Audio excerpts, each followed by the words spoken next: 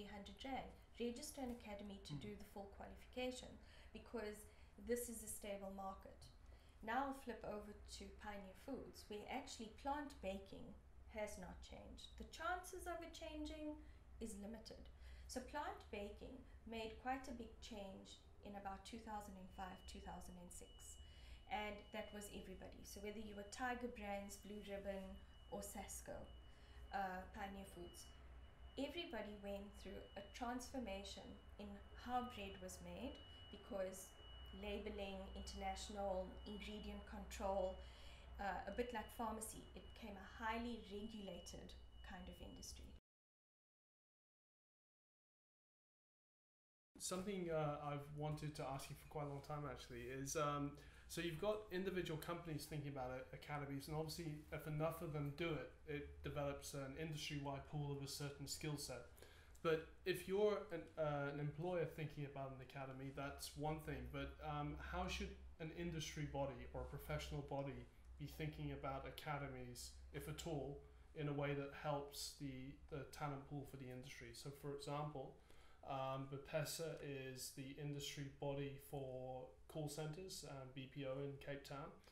It's had a lot of success bringing companies in, as well as the domestic captives growing here in South Africa, but it's put a strain on the skill sets, both at agent level, management level, supervisor level, and the ability of the industry to grow its own talent as fast as the demand is coming in is a challenge, a good challenge, but you know, BPESA wants to help industry, and while it acknowledges that individual players will help themselves, there does need to be a higher level initiative. How do you think any industry body, but let's take BPESA as an example, how should it be thinking about academies, if at all, for the benefit of industry? Then BPESA registers as an FET, a private FET, or a public FET. Public is harder. So let's go back to Pioneer Foods. They have a scarce skills issue within their industry. So when we used to sit on the SGB, that was the standard generating body for the CETA, we would talk about that. We would say, my people are going to you. One, we're an incestuous industry. What we do is actually very much the same. So our competitive advantages are really minor. But career progression is always the issue, so people leave us because of that, but they come back inevitably. Then you've got the issue that people leave the industry and there's no retention of staff within it. The only thing you can offer is to say, and the reason an industry body did not work in manufacturing is, at what point, I think the one is, an industry FET would be costly, because you now have to go and as an independent FET, which is what we used to do in Clicks. So in Clicks, to the independent pharmacists, we used to charge them for the full learnership. So we don't get the tax rebate for that learner. They would have to try and get money back on that. But as a proper FET, how do you generate an income profitably to support full-time trainers, maybe full-time assessors if you merge the model? The challenge with registering an industry FET is, can you afford and will you have sufficient intakes to make yourself profitable?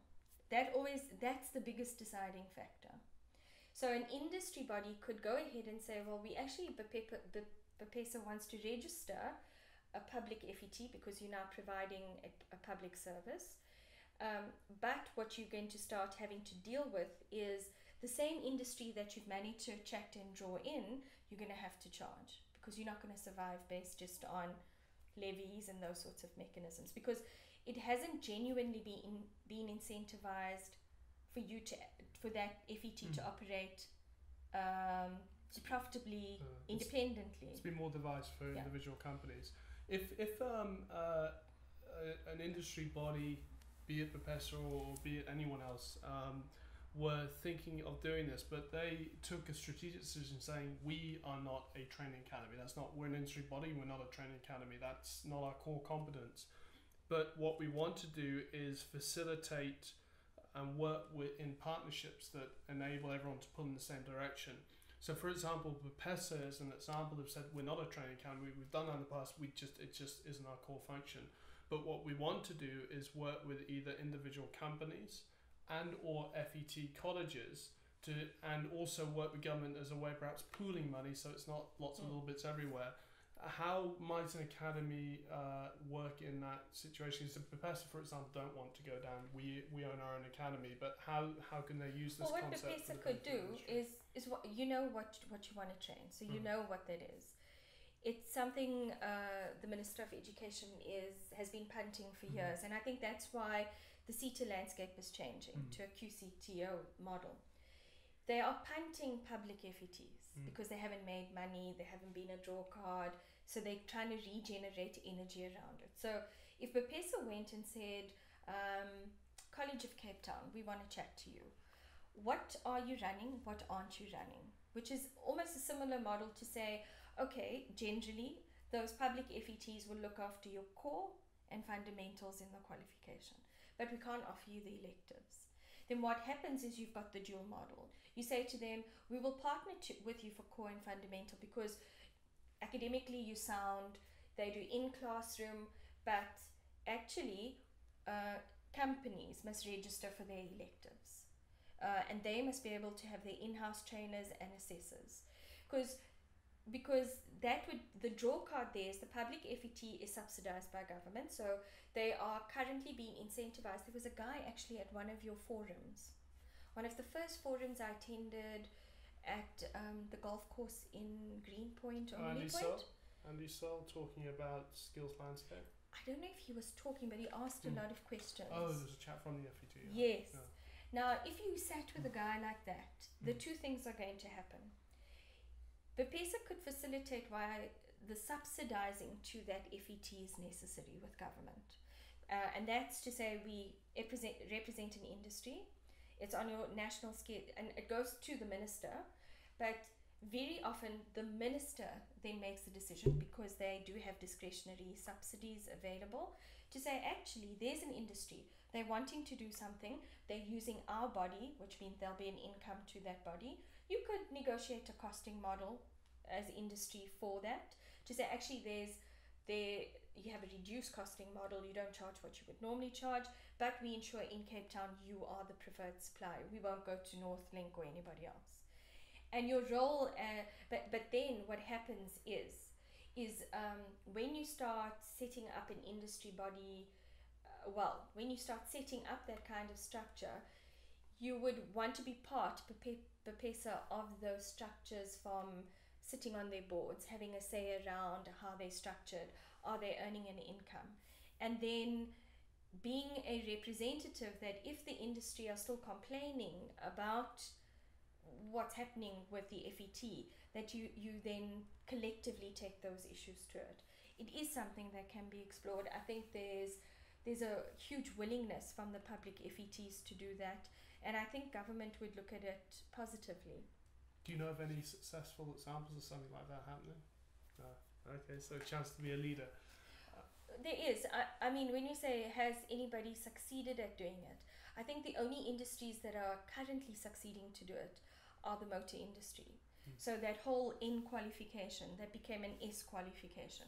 Because you cannot be a mechanic at Audi, at GM, at Ford, if you haven't gone through one of those courses. Now, there are no private colleges that are registered. And none of them, Audi and BMW, none of them have gone and registered their own academies. But as a motor industry, they were very clear on the standard that need to be done. What they did do, and the reason I know that is because also my husband's brother went through the process, they had to attend Northlink. It's a full 3-year qualification, so there's a lot of commitment. And how it worked is they would be a month within a classroom environment, and then there would be 3 months in the workplace, and they got assessed. And I think they're the only industry that really leverage the public academies, but it's a scarce skill and they can't attract people into that profession. And just what it sounded like there, if I heard you correct, was that to make that work, what you were talking about preparation earlier, having agreed standards that first of all are understandable for FETs, but also deliver the quality that the industry want. It's critical. You've got to have that. Yeah. And actually, in the food bev CETA, so something I forgot. I remember when we sat, the standard generating body within the CETA does that. The SGB within a CETA, every CETA has one. How active they are, I'm not sure. So I know we were active because we met every third month, where there was representatives from industry, representative from private providers, public providers, and then the unions, and then the CETA. What would happen there is, I remember Tshwane University of Technology, when they first started, made the bid to do plant baking. They probably have been accredited to do it, and they're running with it. So it also depends if that academic institute are serious about being active within the industry body. So what tended to happen is, it's the same with pharmacy. Tshwane University of Technology and UJ were serious about offering a delivery of the pharmacy program, and eventually NNMU have done it.